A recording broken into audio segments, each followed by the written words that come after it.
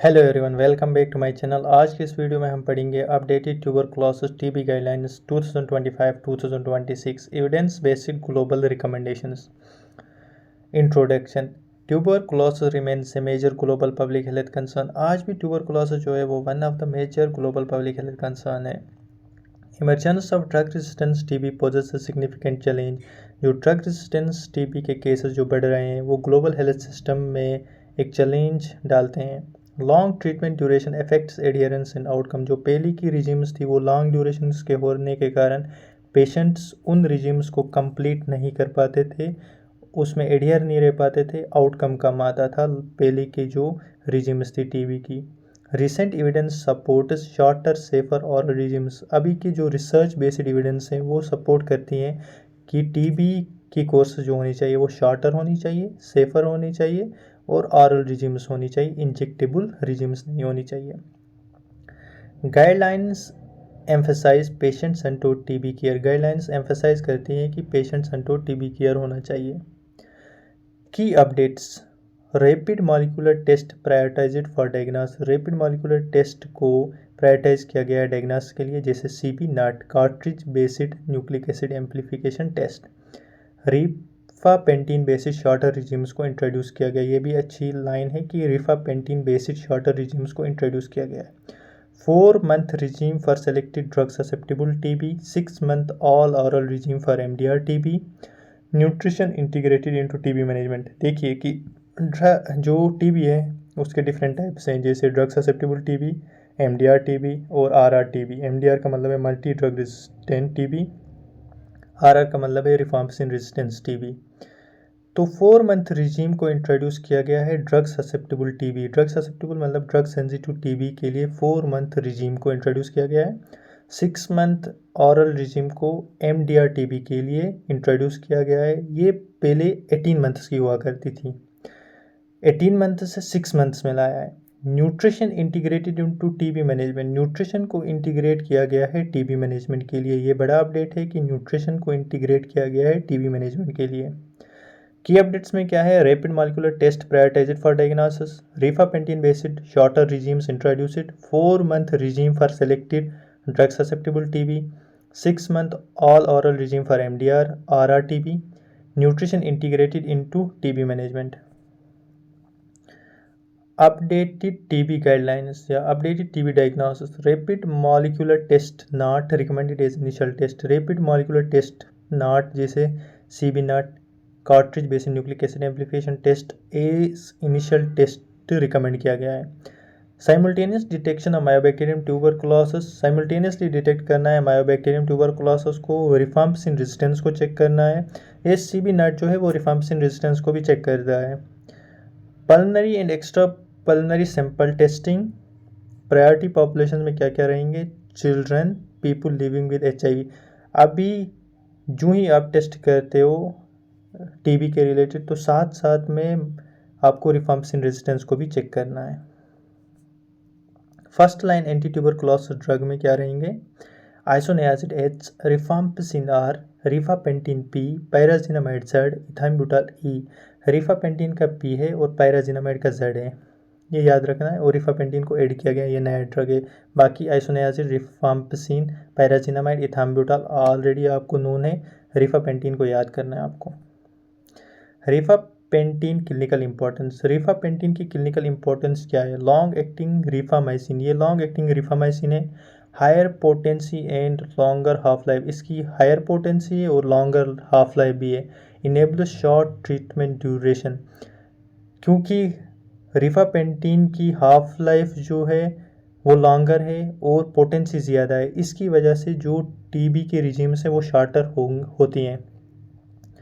ये कहाँ रिफापेंटिन यूज़ होगा? टीबी प्रिवेंटिव ट्रीटमेंट के लिए और ड्रग ससेप्टेबल टीबी के लिए यूज़ होगा।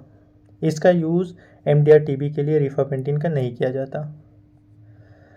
TB preventive treatment TPT purpose prevents progression from TB infection to active TB disease. TB infection से एक्टिव टीबी डिजीज होने के प्रोग्रेशन को रोकने के लिए रिफापेंटिन बेस्ड रिजीम्स को यूज़ किया जाता है। रिकमेंडेड रिजीम्स में क्या रहेंगी? इसमें preferred 1 HP isoniazid plus rifapentine 1 month के लिए आइसोनियाजिड प्लस रिफापेंटिन का रिकमेंडेशन 1 मंथ के लिए डेली डोज में रहेगा, और अल्टरनेटिवली आइसोनियाजिड प्लस रिफापेंटिन का 3 मंथ का, जैसे इसका शॉर्ट फॉर्म में लिखा है 3HP।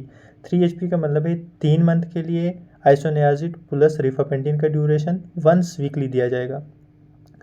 और इन दोनों का अल्टरनेटिव क्या रहेगा, 4R।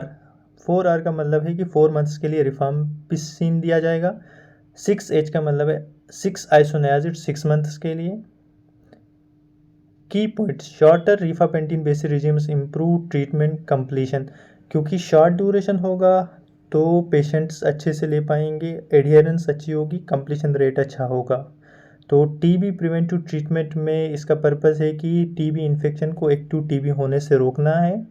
और रिकमेंडेड रिजिम्स में 1 मंथ के लिए आइसोनियाजिड और रिफापेंटिन का कॉम्बिनेशन डेली, या आप क्या दे सकते हो, 3 मंथ्स के लिए रिफापेंटिन और आइसोनियाजिड का कॉम्बिनेशन वंस वीकली दिया जाएगा। अल्टरनेटिव इसका क्या हो सकता है, रिफाम्पिसिन का 4 मंथ्स का डेली देना पड़ेगा, रिफाम्पिसिन 4 मंथ्स के लिए, या आइसोनियाजिड 6 मंथ्स के लिए। की अपडेट्स में shorter rifapentine basis regimes improve treatment completion, rifapentine वाली जो रिजिम्स हैं उसमें कंप्लीशन रेट अच्छा है। Drug susceptible treatment update, drug susceptible treatment update क्या है, कन्वेंशनल रिजीम क्या थी, 6 मंथ्स के लिए 6 मंथ्स ड्यूरेशन की रहती थी ये, इसमें 2 मंथ्स एक कुछ ड्रग्स देते थे और 4 मंथ्स के लिए कुछ ड्रग्स देते थे। 2 मंथ्स के लिए क्या पहले दिया जाता था कन्वेंशनल तरीके से, आइसोनियाजिड दिया जाता था, रिफाम्पिसिन दिया जाता था, पैराजिनामाइड और इथाम्ब्यूटल का कॉम्बिनेशन 2 मंथ्स के लिए, और नेक्स्ट 4 मंथ्स के लिए क्या दिया जाता था, आइसोनियाजिड और रिफाम्पिसिन दिया जाता था। अपडेटेड ऑप्शन में क्या है कि 4 month regime is selected rifapentine based, जिसमें मैंने बताया था कि रिफापेंटिन वाली ट्रीटमेंट जो है उसकी इफिकेसी अच्छी है और बेटर एडियरेंस है। ये 4 मंथ्स के लिए रिफाम्पिसिन बेसिड रिजीम देते हैं। लिमिटेशन ऑफ रिफापेंटिन की लिमिटेशन क्या है, rifapentine is not recommended for MDR TB के लिए रिफापेंटिन को रिकमेंड नहीं किया जाता है। रिफाम्पिसिन रेजिस्टेंट टीबी के लिए रिफापेंटिन का यूज़ नहीं किया जाता। रिस्ट्रिक्टेड टू प्रिवेंटिव थेरेपी के लिए रिस्ट्रिक्टिव है ये। And drug susceptible TB, rifapentine based treatments का यूज़ किया जाएगा खाली ड्रग ससेप्टेबल टीबी के लिए और प्रिवेंटिव थेरेपी के लिए। एमडीआर या rifampicin resistance TB previous approach क्या था इसका, ट्रीटमेंट ड्यूरेशन 18 to 24 मंथ्स, पहले वाला अप्रोच था उसमें 18 to 24 मंथ्स का ड्यूरेशन था। यूज़ ऑफ इंजेक्टेबल एजेंट्स, इसमें साथ में इंजेक्टेबल ड्रग्स का भी यूज़ किया जाता था। High toxicity and poor tolerance, इसमें हाई टॉक्सिसिटी होती थी और पुअर टॉलरेंस भी थी। लो ट्रीटमेंट कंप्लीशन रेट भी कम था प्रीवियस वाले अप्रोच में, ये 18 से 24 मंथ्स की रहती थी और इंजेक्टेबल एजेंट्स का भी यूज़ किया जाता था। टॉक्सिसिटी ज़्यादा थी, पुअर टॉलरेंस थी मरीजों में, और ट्रीटमेंट कंप्लीशन रेट भी कम था पहले वाले अप्रोच में। अब नया अप्रोच एमडीआर टीबी के लिए क्या है, फुल ऑरल रिजीम, इसमें टोटली ऑरल रिजीम है। Treatment duration reduced to 6 month, treatment duration को 6 मंथ्स के लिए रिड्यूस किया गया है। Improved safety and outcome, improved safety और आउटकम इम्प्रूव हुआ है। इंजेक्टेबल फ्री मैनेजमेंट, इसमें इंजेक्टेबल फ्री है, सारा का सारा ऑरल रिजीम है। एमडीआर टीबी के लिए भी ऑरल रिजीम 6 मंथ के लिए। अब 6 मंथ के लिए क्या यूज़ किया जाता है, एमडीआर टीबी के रिजीम क्या है, एक है बीपीएल और दूसरी है बीपीएलएम। बीपीएल में कौन कौन से ड्रग्स हैं, बीडाक्विलिन, प्रिटोमेनिड और लिंजोलिड, नाम डिफरेंट है, याद रखने पड़ेंगे। और दूसरी है बीपीएलएम, बीडाक्विलिन, प्रिटोमेनिड, लिंजोलिड और मोक्सिफ्लॉक्सिसिन। क्या क्या है रिजीम्स, एक है बीपीएल, बीडाक्विलिन, प्रिटोमेनिड, लिंजोलिड, दूसरी है बीपीएल, बीडाक्विलिन, प्रिटोमेनिड, लिंजोलिड और मोक्सिफ्लॉक्सिसिन। इंपॉर्टेंट एमडीआर टीबी ड्रग्स में क्या क्या है, बीडाक्विलिन, प्रिटोमेनिड, लिंजोलिड, डेलामानिड, क्लोफाजिमिन और मोक्सिफ्लॉक्सिसिन या लिवोफ्लॉक्सिसिन। टीबी एंड न्यूट्रिशन में क्या है, nutritional assessment for all TB patient, nutritional assessment करना है सारे के सारे टीबी पेशेंट्स के लिए। Nutritional counselling during treatment, nutritional counselling भी साथ साथ में करनी है। Food support for nutritionally vulnerable groups.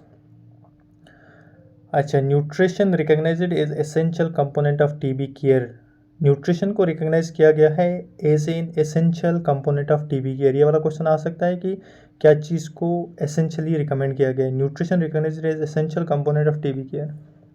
People centred TB care shorter treatment regime है, reduced pill burden, improved tolerability, social and nutritional support, improved treatment adherence and outcome. जो अभी तक हम बता रहे थे कि जो टीबी सेंटर्ड केयर क्यों कहा जाता है इसको, या पीपल सेंटर्ड केयर क्यों कहा जाता है। शॉर्टर ट्रीटमेंट रिजीम है ये, रिड्यूस्ड पिल बर्डन का रिड्यूस 18-20 मंथ के लिए पिल्स चलती थी, 24 मंथ्स के लिए। इम्प्रूव्ड टॉलरेबिलिटी, इसमें टॉलरेबिलिटी अच्छी है।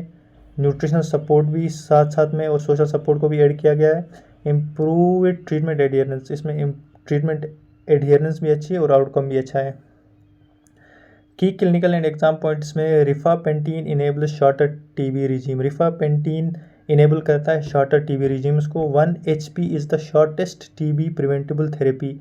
एक मंथ के लिए कौन सी रिजीम आइसोनियाजिड और रिफापेंटिन की शॉर्टर है टीबी प्रिवेंटेबल थेरेपी के लिए।